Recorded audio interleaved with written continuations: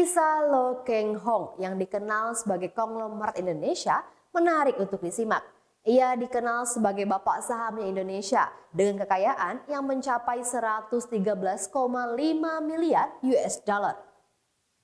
Jumlah kekayaan Lo Keng Hong dikenal sebagai konglomerat menarik untuk disimak. Ia dikenal sebagai bapak sahamnya Indonesia yang kekayaannya 113,5 miliar US dollar.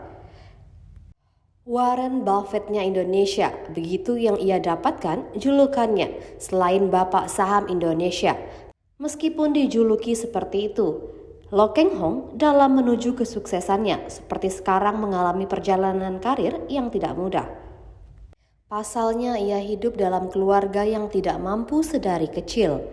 Ia bersama keluarganya merantau dari Pontianak ke Jakarta untuk mengadu nasib di kota metropolitan. Di Jakarta ia hidup dengan serba kekurangan dengan hanya memiliki rumah berukuran 4x10 meter. Pada tahun 1979, ia berkuliah di Universitas Nasional dengan mengambil kelas malam di jurusan sastra Inggris. Karena biaya kuliah yang tidak sepadan dengan keadaan ekonominya pada saat itu, ia harus mencari pekerjaan di Abroad Express Bank sebagai staf tata usaha. Setelah ia lulus kuliah, pria yang lahir pada 20 Februari 1959 ini baru memasuki dunia karir di usianya yang sudah 30 tahun. Pada tahun 1989, ia sudah memasuki di dunia investasi dengan membeli saham kecil di PT Gajah Surya Multifinance. Ia membeli saham tersebut saat emiten penawaran saham perdana. Ia memiliki prinsip sebagai investor saham dengan membeli saham dengan harga murah, tapi berpotensi terus bertumbuh atau dikenal dengan istilah value investing. Ia membeli saham tersebut dari hasil menabung sejak ia berkuliah dan hasil dari bekerja sebagai staf tata usaha. Dari situlah start awal seorang Lo Keng Hong sebagai investor yang sukses. Karirnya terus berlanjut sampai pada tahun 1990 Lo Keng bekerja di bagian pemasaran di Bank Ekonomi.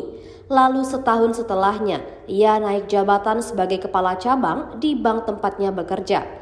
Setelah ia bekerja selama 17 tahun, ia berhenti bekerja di bank dan berkonsentrasi penuh menjadi seorang investor saham. Pada tahun 2016, ia melihat saham batubara mengalami penurunan harga. Dalam kesempatan itu, ia membeli saham Indi diperdagangkan di harga terendah Rp106 per lembar. Setelah 2 tahun memegang saham Indika, ia dapat meningkatkan saham perusahaan menjadi dari $50 menjadi $100 per ton.